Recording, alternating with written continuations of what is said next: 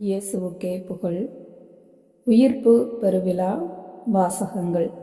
முதல் வாசகம் தொடக்க நூல் அதிகாரம் 1 இறைவசனங்கள் 1 தொடங்கி அதிகாரம் 2 முடிய.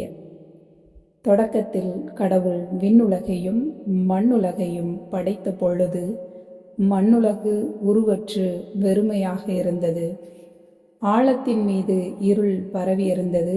நீர்த்திரளின் மேல் கடவுளின் ஆவி அசைந்தாடி கொண்டிருந்தது.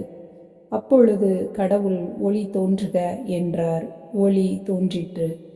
கடவுள் ஒளி நல்லது என்று கண்டார். கடவுள் ஒளியையும் இருளையும் வெவ்வேறாக பிரித்தார். கடவுள் ஒளிக்கு பகல் என்றும் இருளுக்கு இரவு என்றும் பெயரிட்டார். மாலையும் காலையும் நிறைவுற்று முதல் நாள் முடிந்தது. அப்பொழுது கடவுள் நீர்த்திரளுக்கு இடையே வானம் தோன்றுக, அது நீரினின்று நீரை பிரிக்கட்டும் என்றார். கடவுள் வானத்தை உருவாக்கி வானத்திற்கு கீழுள்ள நீரை வானத்திற்கு மேலுள்ள நீரையும் பிரித்தார். அது அவ்வாறே ஆயிற்று. கடவுள் வானத்திற்கு விண்ணுலகம் என்று பெயரிட்டார். மாலையும் காலையும் நிறைவுற்று இரண்டாம் நாள் முடிந்தது. அப்பொழுது கடவுள் விண்ணுலகுக்கு கீழுள்ள நீரெல்லாம் ஓரிடத்தில் ஒன்று சேர உலர்ந்த தரை தோன்றுக என்றார். அது அவ்வாறே ஆயிற்று.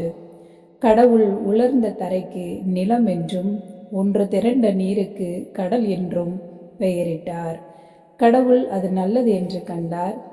அப்பொழுது கடவுள் புற்பூண்டுகளையும் விதை தரும் செடிகளையும் கனிதரும் பழ மரங்களையும் அந்தந்த இனத்தின்படியே நிலம் விளைவிக்கட்டும் என்றார்.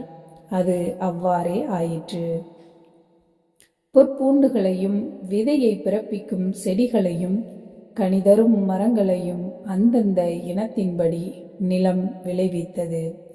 கடவுள் அது நல்லது என்று கண்டார்.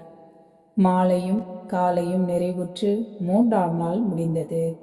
அப்பொழுது கடவுள் பகலையும் இரவையும் வெவ்வேறாக பிரிப்பதற்கும் காலங்கள் நாள்கள் ஆண்டுகள் ஆகியவற்றை குறிப்பதற்கும் விண்விரிவினில் ஒளி பிழம்புகள் தோன்றுக, அவை மண்ணுலகிற்கு ஒளிதர விண்விரிவினில் ஒளி பிழம்புகளாக இருக்கட்டும் என்றார்.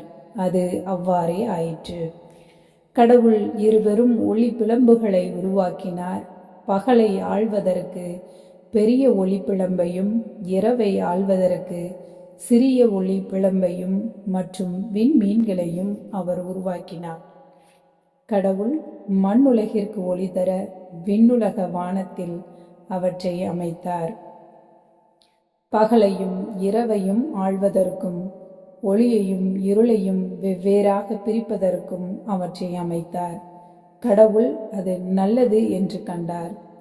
மாலையும் காலையும் நிறைவுற்று நான்காம் நாள் முடிந்தது.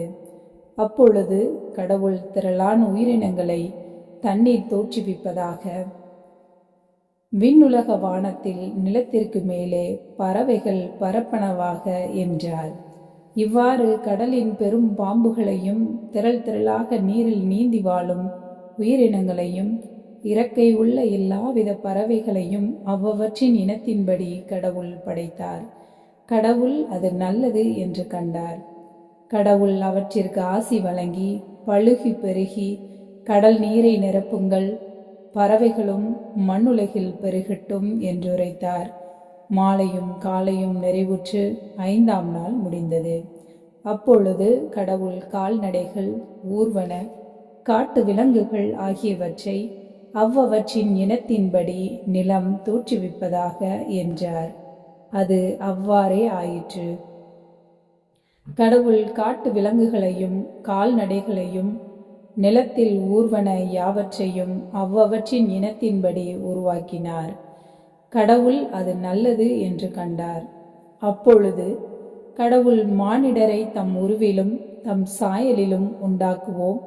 அவர்கள் கடல் மீன்களையும் வானத்து பறவைகளையும் கால்நடைகளையும் மண்ணுலகு முழுவதையும் நிலத்தில் ஊர்வன யாவற்றையும் ஆளட்டும் என்றார். கடவுள் தம் உருவில் மானிடரை படைத்தார். கடவுளின் உருவிலேயே அவர்களை படைத்தார். ஆணும் பெண்ணுமாக அவர்களை படைத்தார்.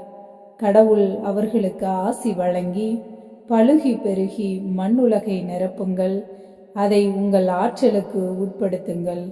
கடல் மீன்கள், வானத்து பறவைகள், நிலத்தில் ஊர்ந்து உயிர் வாழ்வன அனைத்தையும் ஆளுங்கள் என்றார்.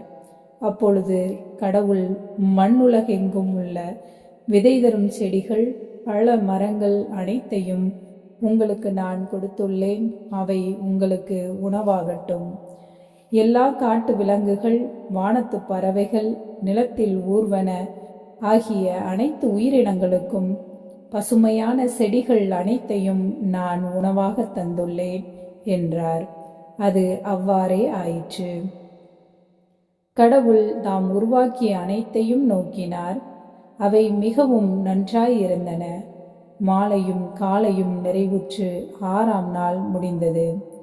விண்ணுலகும் மண்ணுலகும் அவற்றில் உள்ள அமைப்புகள் அனைத்தும் உருவாக்க பெற்று நிறைவேறின.